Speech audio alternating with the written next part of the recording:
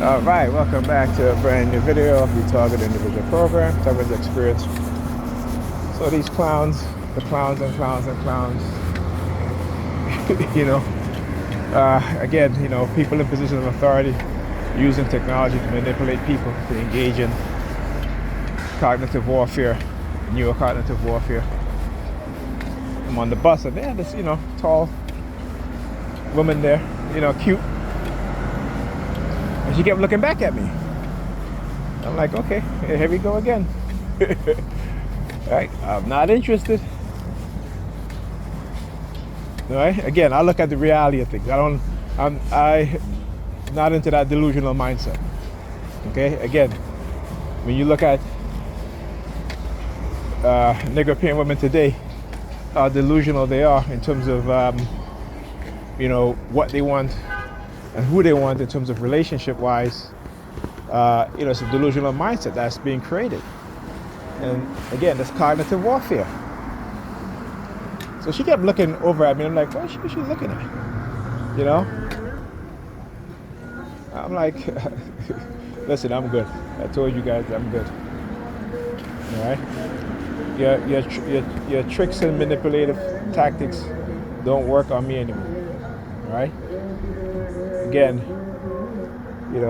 when I didn't know how they were manipulating me. And again, they select people based on, whatever reason, okay, to engage in these coercive persuasion programs and these experimental programs, right? Could have started, younger than I was, right? But I'm not worried about that. What I'm worried about, like I said, is not even worried about what I decided to do is to study what it is that they were doing and change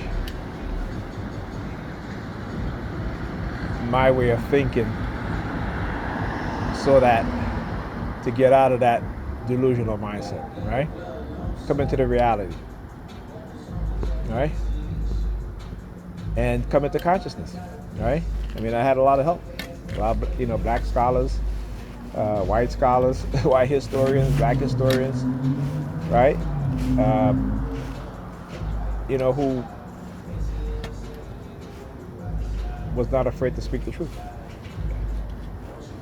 The white scholars and the white historians and, white anthropologists, the white archaeologists who value truth more than the lies of white supremacy. So, I had some good people to read from and study from, right, to make me understand what's really going on. There's a video that this guy posted, I think I posted on Facebook already, but it was sent to me, explaining the con game that, of the American voting system, right? That two-party voters. When you look at America has a population of 334 or 328, I think, million people. 328 million people, okay? And yet when it comes to presidential election, only about 100 and maybe 120 people vote, okay? So what happened to the other 200 million? Right? You know what I'm saying? What is it that the other 200, and besides the people who can't vote, right? So let's take out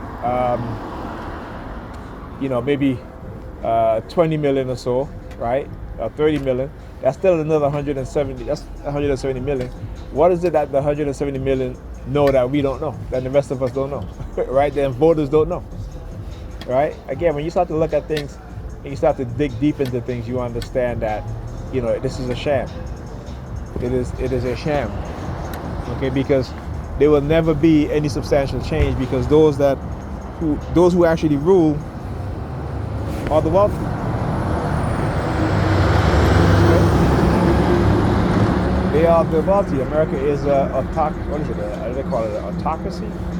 right? In which the wealthy are the ones that rule, while giving the vast majority of Americans the belief that they're actually doing something by voting in these elections, right?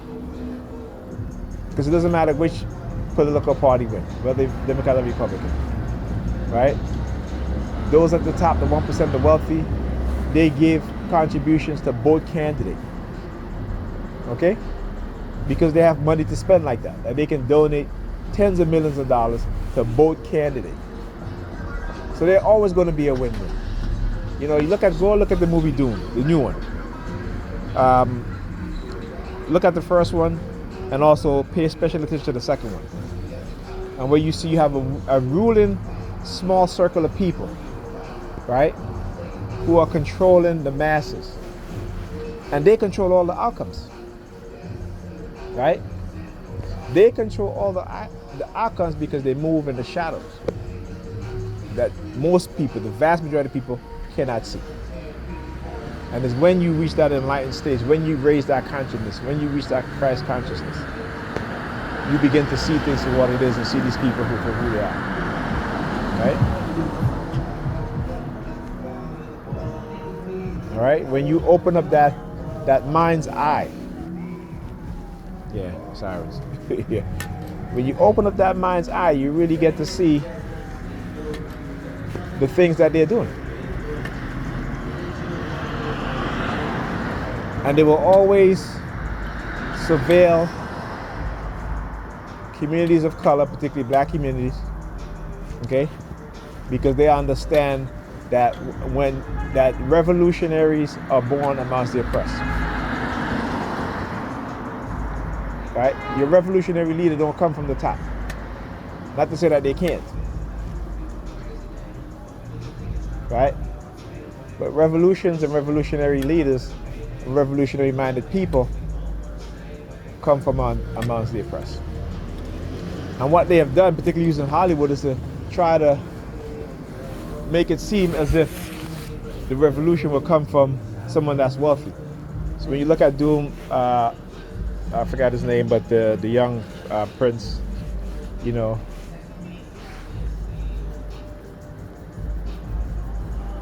made it seem like he was Marduk. He was the Messiah, right? But he came from a position of privilege, right? And he lost that privilege once the House of Atreus was betrayed by the very same people who gave his family the position that they're in. Okay? So, you know, Hollywood plays a big part in shaping our mindset on what we think and what we believe and what we don't believe. Okay? When have you seen a movie in which they show a person come from a lower class, impoverished, who rise up against the wealthy, the elites, and overthrow them? When have you seen a movie like that? It's a reason why they will never do a movie on the Haitian Revolution. Okay? They will never do it. Right? They try to trash Malcolm X, Spike Malcolm X. Right? The Nate Robinson film, Nat Turner. Right? They blacklisted, they basically sabotage his movie. I end up buying it. I love the movie. Okay? I love the movie. You know, I bought the other movie that he also starred in where the police killed his son, and he, you know, holding these cops hostage, what have you. But in the end, they killed him, right? But they had to kill him because he would have not gotten that movie financed or even released if the star of that movie wasn't killed. And that was a warning from the elites, the white elites, to say to black people, or particularly black men who are revolutionary minded, that this was going to happen. But you see, killing the person who is in the revolution don't kill the revolution. Right? All you do is just make them stronger. And they know this. This is why cognitive warfare is a big deal for them, and how they have been engaging in cognitive warfare, particularly against the black community. Okay? Anyway, okay, this is what it is. They understand that empires rise and fall, right? And in order to move forward, they need to subdue the entire population of people, right? The majority, I would say. Okay? And the first group of people who they have always used to experiment on is black people. And like I said, once they subdue the minds of black people to become docile, right? To become,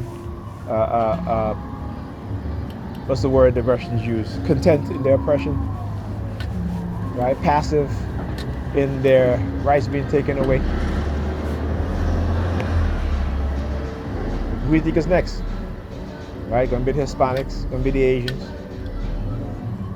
Right? They don't have to rule with force anymore. Right? Because no one is going to understand what happened to them, because it'll be too late. When cognitive warfare happens, you don't see it happening. All you see is the result. Okay? The subversion of the minds and the subjugation of the minds of people. Okay? Anyhow, I will talk to you. Is that my bus? That might be my bus. It might be coming. Yes, it is. It's my bus. All right. Anyhow, I'll talk to you guys in the next video.